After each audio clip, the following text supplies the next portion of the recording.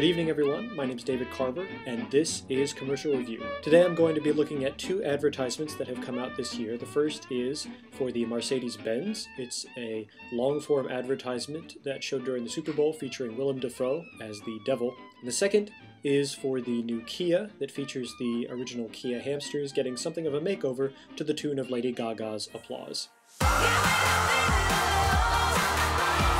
Both of these commercials have stunning production values, they're catchy, they're very difficult to forget, and both of them tell a story in which the car is not really the main character. The main character is somebody else. Past that point, the differences are pretty deep, and they speak to a very different philosophy, not only in terms of how they see their product, but also in terms of how they see their consumer.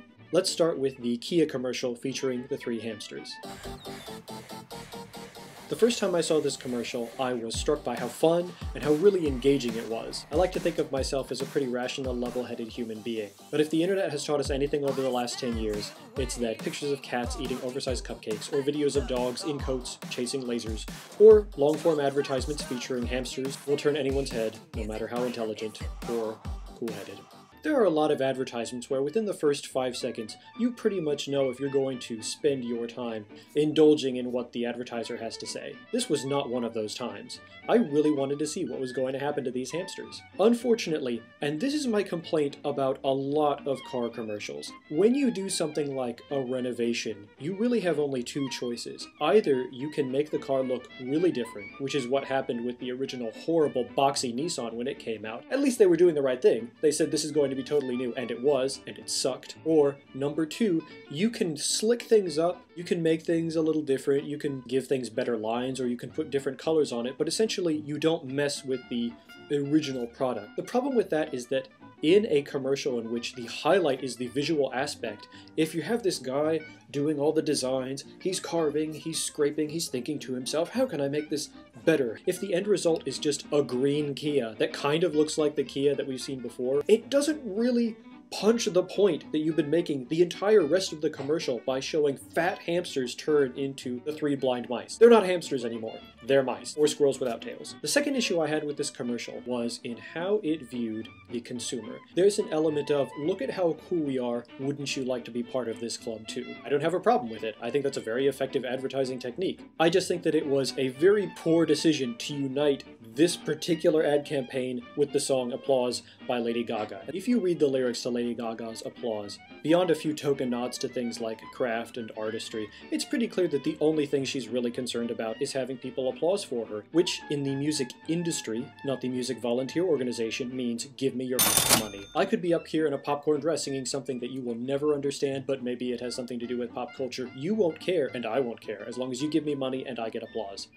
So that brings us to the second commercial, which has to be one of my favorite commercials from this entire past year. This commercial features a man sitting in a darkened area of a pub who's approached by Willem Dafoe, who we find out later is the devil. Willem Dafoe offers him a deal. He says, I'm going to give you this amazing car, no strings attached. Well, one string attached, you're sold, but I mean, you're not doing anything with it, right? Over the course of a minute or so, we see the entire temptation concocted by the devil. Not only is this car going to make the hero a status symbol, famous and rich, he's also going to be invited into the clique of the elite in such a way that famous people and gorgeous supermodels just take him as one of their own. All of the images that we associate with amazing success, the red carpet, sparkling lights, being chased by thousands of girls, an image that has been indelibly associated with fame since the Beatles, and even in the greatest I'm rich and I'm rebellious mode, driving out onto a racetrack and beating the crap out of other racers.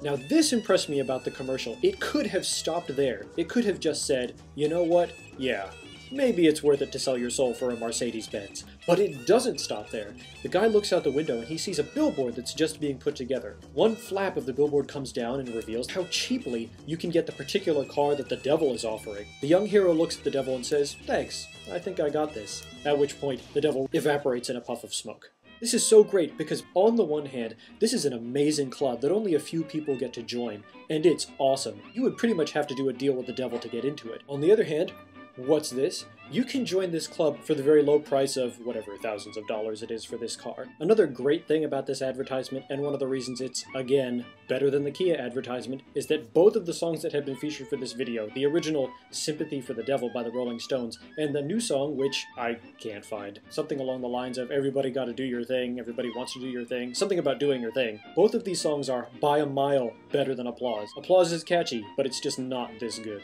So if I could sum up the difference between these two commercials and what it means for advertising in one sentence, it would be, give your consumers a reason to join the club. First of all, don't associate your club with something that's pretty much only out for itself. I mean, yeah, that's what all clubs are out for, but you don't need to say that. And second, if you're going to say, you really need to be part of our awesome club, you gotta give me a reason to do so. You can't just give me a kind of different looking version of what you've already had. The Mercedes Benz commercial at least said, we're not gonna do anything with perhaps the vision of the car, we're just gonna drop the price. That to me as a consumer is a really big deal. More of a big deal than whether it's got a square or a round look. Alright, that's it for commercial review. Leave any comments down there. I'll see y'all later.